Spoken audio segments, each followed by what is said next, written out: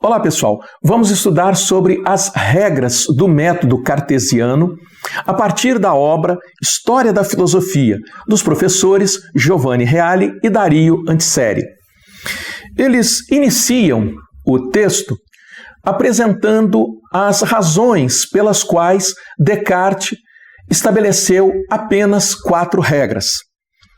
E eles fazem uma citação do próprio Descartes, dizendo que um número grande de leis e de regras acabaria por atrapalhar o desenvolvimento de um método científico capaz de alcançar o conhecimento verdadeiro. E assim, os professores Giovanni Reale e Dario Antiseri já partem para explicar cada uma das regras. A primeira regra do método cartesiano é a regra da evidência. De acordo com o próprio Descartes, não se deve acatar nunca como verdadeiro aquilo que não se reconhece ser tal pela evidência. Ou seja, deve-se evitar acuradamente a precipitação. Assim como nunca se deve abranger entre nossos juízos aquilo que não se apresente tão claro e distintamente à nossa inteligência, a ponto de excluir qualquer possibilidade de dúvida.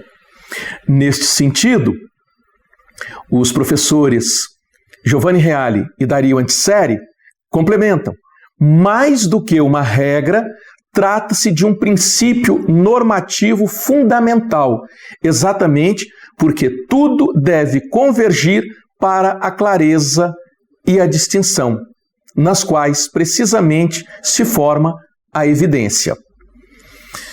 A segunda regra do método cartesiano é a análise, que significa dividir cada problema que se estuda em tantas partes menores, quantas for possível e necessário para melhor resolvê-lo.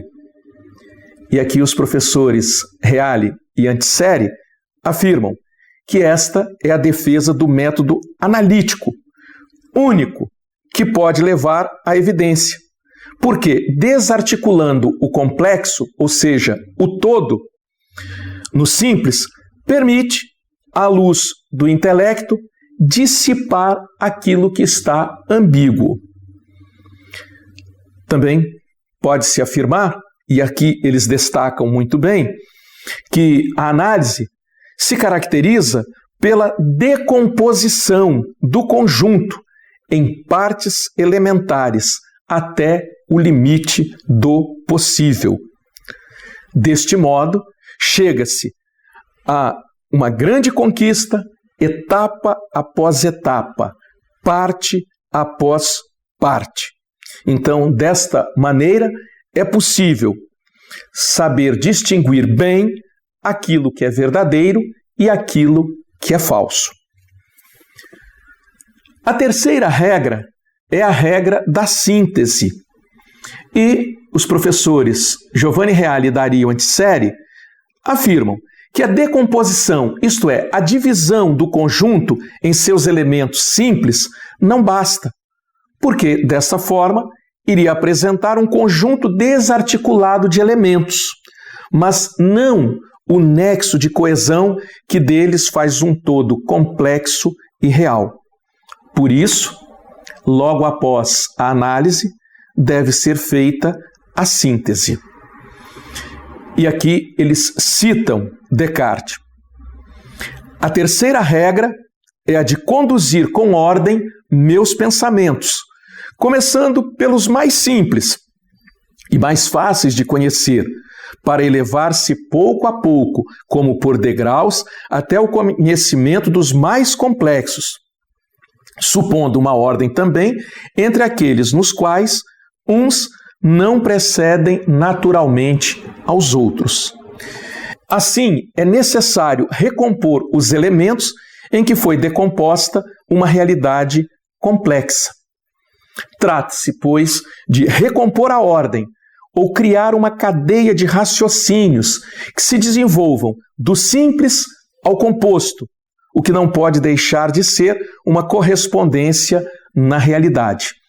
Em outras palavras, ao fazer uma investigação científica sobre um problema, toma-se o todo, divide o todo em pequenas partes e, após coletar informações sobre cada uma dessas partes, faz-se a síntese, ou seja, a recomposição. E aí os professores Reale e Antiseri fazem a seguinte pergunta: mas qual a importância da síntese?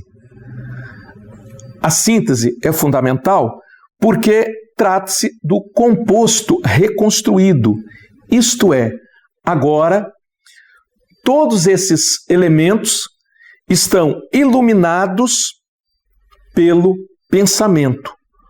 Uma coisa é o fato bruto, outra coisa é um saber como ele é feito, pois entre o fato bruto e o saber como ele é feito, existe a mediação do conhecimento. E, finalmente, para impedir qualquer precipitação, que é a mãe de todos os erros, é preciso verificar cada uma das passagens. Por isso, Descartes afirma: a última regra é a de fazer sempre enumerações tão completas e revisões tão gerais a ponto de se ficar seguro de não ter omitido nada. Estas, portanto, são as 4 regras do método cartesiano. Trazendo para a nossa realidade, poderíamos dar o seguinte exemplo. Se em uma determinada empresa observa-se um alto índice de faltas, aplicando-se o método cartesiano, inicialmente precisaríamos deixar bem claro aquilo que vai ser investigado. Em seguida, aplicaremos a análise, isto é, buscaremos investigar quais são as partes que compõem este problema, ou seja, o alto número de faltas.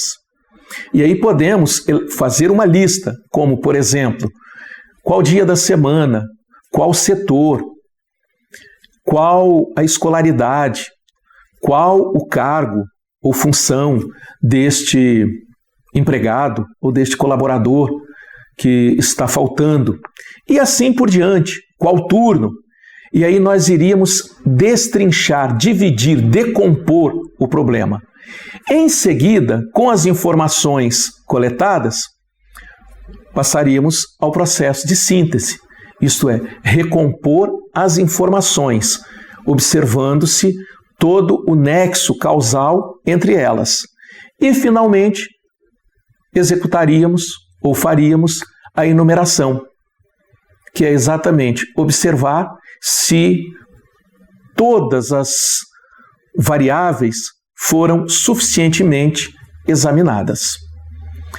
É isso, pessoal. Bons estudos para vocês.